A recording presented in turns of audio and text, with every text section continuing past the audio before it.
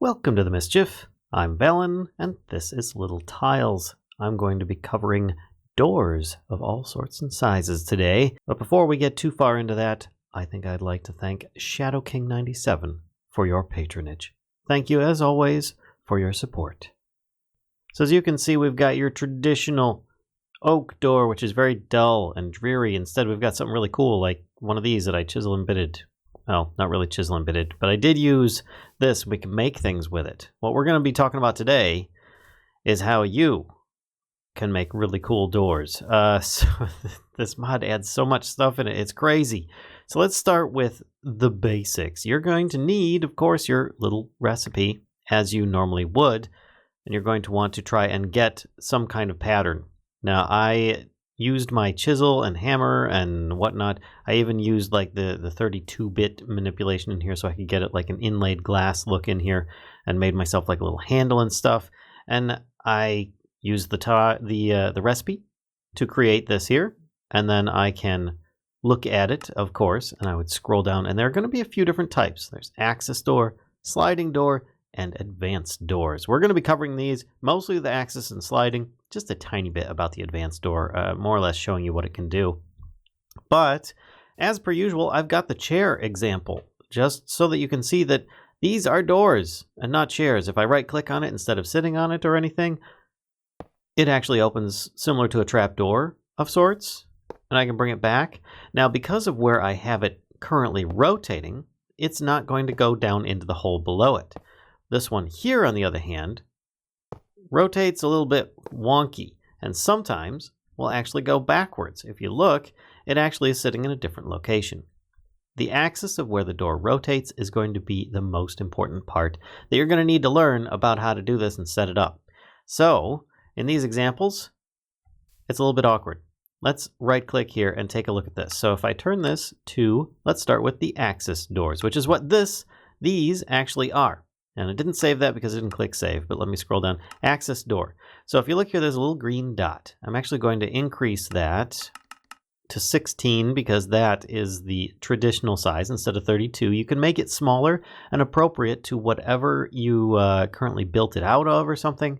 And think of it this way. Wherever this green dot is in here, your door is going to actually open in this manner. So if I change the view, your door is going to open like this. So your door is actually going to go kind of like off to the side. So you're definitely not going to want to do that.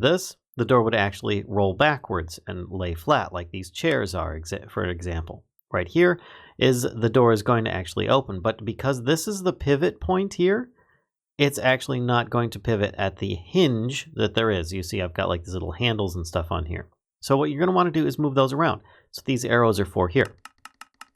And I can do this. Now, if you want, you can actually make it even, and it will increase to a 2x2 instead of a 1x1, therefore allowing the door to actually pivot in between pixels. Really, really good stuff. And of course, you can move it around so that it pivots like as the door, or it pivots next to the door, or something like that. But depending upon what you pick, whether it be orientated or fixed, it changes quite a lot. And you can change your swap normal as well. I find that not to really help too much. Best not to try and do that if you can avoid it. It just kind of gets things mixed up. Now, if you go over to fixed, you can choose how far of an angle you want this to go. Difference between orientated and fixed. I will show you momentarily, but for now, we're just going to keep it unorientated for simplicity's sake. And the duration down here is going to represent how fast your door opens. 10 is a pretty good number. 50 is rather slow. What I had these chairs down here set up at was 10. And that's what I'm going to stick with for now. In fact, let's actually put it at 1 so that it's super duper fast. And we're going to click save. And we now have a door, which if I go over here, click on this, I toss it in here, I craft it. I then keep this here and I can put it down. As before, you can see the red line here. That represents the hinge for the door. So you know that the door is going to actually open properly in this case. If you hold sneak as usual, you can create a way of making this kind of like a snap to a grid. And of course, using your arrow keys, you can rotate it around. You can even put it on its side. If you want, you can have it like a little doggy door style. Actually, here, let's do this. We'll set it down like this. I'll hit snap to grid. and we can try opening it and it doesn't work. Reason being is that that's orientated. So if I pick this back up, it's going to be kind of messed up at this point because of that. So let's rotate this back this way. So if I snap to grid, it kind of sinks down in there because the last time that I snapped this, it was on its side and it took the center of the door. So let's just choose a spot here. Looks about right. And then if I break it again, it'll reset its orientation. When I hit snap to grid, it'll actually remember the last time that you did it. So by doing this, I can now right click. There we go. It's really, really fast. Alternately, there's 10. And this was 1. So it's super fast. And it's orientated, so you can see that there's like a big bounding box about this. And that means that everything in that area is the door. So here's the problem with that, though, is that because that's a really big bounding box, if I put this here, try right-clicking, nothing happens. Reason being is because this bounding box interferes with the nearby laboratory block that I have marked down here. If I mine that up, open it, it then is in place. If you look, it overlaps into this square. I can't actually place a block here because there's already a bounding box in this area. So that's why this doesn't work, and that is orientated.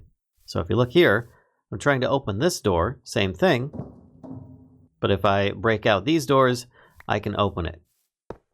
But you notice before, this one here didn't have a problem opening. That one's fixed.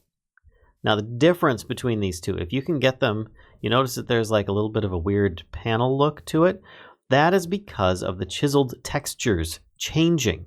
What it does is it basically breaks down the door and rotates it 90 degrees and then reassembles it. So you're essentially, instead of putting this door here like I would normally, then it would actually, as if I hit the rotate option, there we go, like this, and it places the block sideways. Now it's in between blocks where it is though, so therefore the texture is broken up. Now this one is not. If, there we go, I decide to instead make this fixed instead of orientated, save it, and then I make a new one here. Let's do that. Craft, and put this down here so I don't lose track of which one it is. I put this next to it. We're going to snap that to the grid. Let's close this one. Open and closes just fine, right? But of course, as before, you put a block next to it and it has a problem because it won't open. So let's break this one out of the way. Let's put this down. Oh, hey, look. This one actually goes into nearby blocks and maintains the same look. The reason being is that this is still considered an open or an opening door. You know how there's like an animation of a Minecraft door, and during that time it's considered an entity? This is an entity right now. And if you need to interact with it because it's stuck in place or it's trying to do something, you can't click on the door or whatever, try using your wrench. And then you can always choose destroy animation, and it will then refund the materials back into your bag like you normally would, like this. And then you get it back and you can rebuild it with your little recipe, which, you don't need to worry about at that point. So it's just really, really convenient that you have a debug tool of sorts should you have some kind of problem. Oh, what the heck is that? We'll get to that soon enough. But in the meantime, let's clean this out. So those are your standard types, your orientated and your fixed. And of course, depending upon where you put your hinge point, may make a big difference. And it doesn't have to be on the door. You can have it here, and you can have the door swing a bit wider. So let's click here, and I will make another door, put this in, craft, and then we put that down, and you'll see that the door will actually kind of hinge on an invisible area. I just cleared that recipe away. That was great. So if I click here, you can see that the red hinge area is actually in the next wall. So then this will actually swipe even further into this area. Actually, it opens very fast for you to really notice. It's a lot easier when it's a little bit slower of a recipe. So let's grab another one here. All right, here we go. I've made a new recipe that isn't quite as fast. It's 10 instead of 1. And then we can craft this one and place this on the ground next to it. Let's put it here. Sure. There you go. You can see that it kind of makes like a curve as it goes. And of course, as before, I can put this here. You can see it's kind of sweeping through the door. This other one is just so fast you can't really see it moving.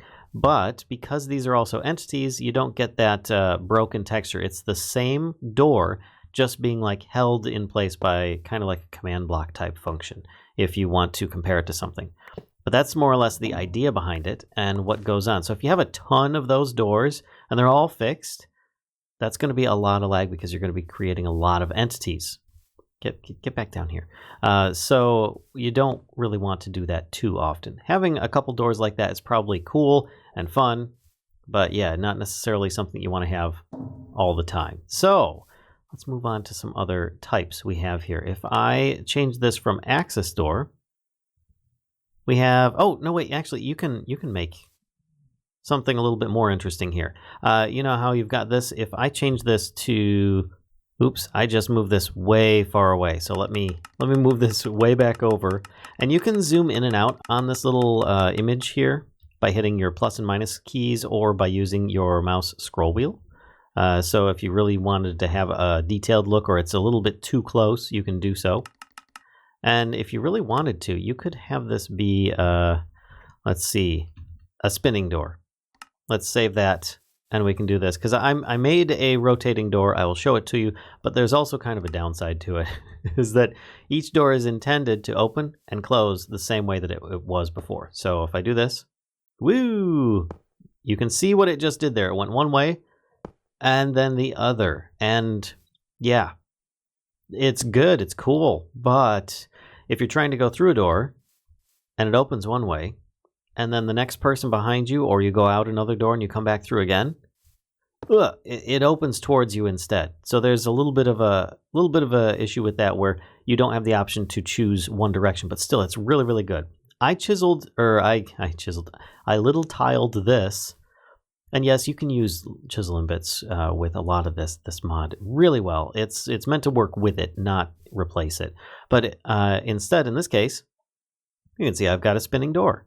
But the problem is that it's also going to go back the other way if I right-click again. Now, I did have a bit of a challenge in actually getting this to work. For instance, if I choose up here, and then I run around the other side, and I choose down here, there we go. I now have a rotating door. So here's the weird thing. Let's get rid of that for the moment. I've got a couple of these to demonstrate something. One is that, let's snap to grid there. And then the other one is the same one, but a little bit different. You notice that the rotation spots are different on this. That one goes one way, and that one goes back further instead. Reason being, and let's rotate these back, is because I changed them slightly with the recipe. If I look at the recipe of this right here, you can see that there is a fixed axis on this side. It might have actually started here. It might have started down here or something. You might have to experiment to actually get it to work properly. The reason being is because taking a point from here on the far outside corner, actually let's do this so you can see it. If I take a point from out here and a point from down here, actually here, let's do this down here, and try and connect them so that I'm making a box of some sort, it's going to kind of like put the whole thing offset. If you look at my little recipe here, it shows the door is offset, and therefore the center of this is offset as well. So you'll have to do a little bit of tweaking in this case. But this one, after moving it from here to up there, and then realizing if I put it all the way over here, it actually would make it rotate properly, then you're able to make something like that work for you. So you might run into some of those issues. It's not really an issue, but it's something to be aware of while you're making these things. And of course, I made it fixed instead of your non-standard one. But we've got other stuff to deal with here. Let's get rid of this recipe and grab a different one here. Our regular door structure. If I choose this instead of an axis door, I could make it a sliding door. And you'll notice that it doesn't have a recipe area here. Reason being is that you can actually change this around if you so desire.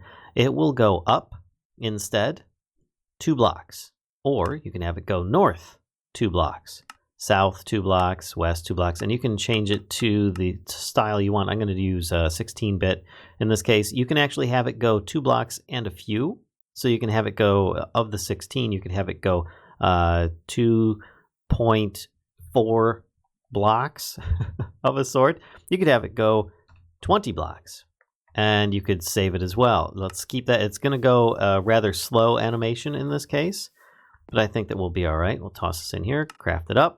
Just make sure that you've got enough space, because if it doesn't work, it might not actually do so. So let's snap, and that's going to go way over there. Bye. And then you've got to run back, and you've got to set this up. Because I set it up as fixed, it can pass through objects without a problem. If I were to have kept it orientated, once again, it would not have worked if it had objects in the way running into it. So that's something you can use. And in this case, I've got it going down. Of course, I added a sliver into the floor so that it looked realistic, even though you can't really tell. In this case, we've got these, which aren't necessary, but if you look, I actually have a slice here. It doesn't have to be there, but I mean, it's just something that you could mess around with. Otherwise, if they're used as fixed, then they can go into the face as well in all sorts of interesting ways. Lots of cool stuff with those. Now let's get into the last and potentially most dangerous and interesting version, and that's not the sliding door. That's going to be the advanced door. This one is a bit crazy. I have a couple examples on here. Let's take this one, and that is going to be this advanced door right here. I cut out a slice. I didn't need to, I just did it for aesthetic reasons. But if I open this up, I've got this recipe here. If you right-click in this area, you'll create one of these points, and then you can change where it rotates. If you have all of them trying to rotate on one axis, it's going to be a little, or on all of the axes, it's going to be a little bit weird. It might not even work properly. So you want to be a little bit more comprehensive. I highly recommend you check out that wiki again that I talked about in the previous video. And that will definitely, or you can check out in the description below, and that will definitely get you going on this. But then by doing that at a 90-degree angle, going 2 blocks up, it will therefore open like a garage door. Whoop, just like that. Pretty cool. And you can always close it back again. It's pretty neat, the abilities that you have on this stuff. And then, of course, the one that you saw that I messed around with earlier, this one here is very heavy. And a lot of work to try and get it to work properly.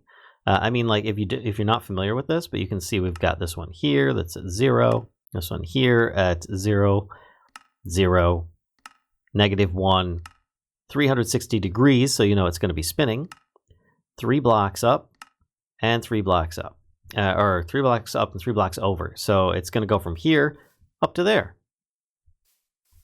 And in the process, it's going to do a bit of a spin. So you can go through, and then you could always click up here, and you can see it actually pulls back, does a spin, and slides up into the other doorway. It's really, really cool stuff. A lot of fun you can have with these.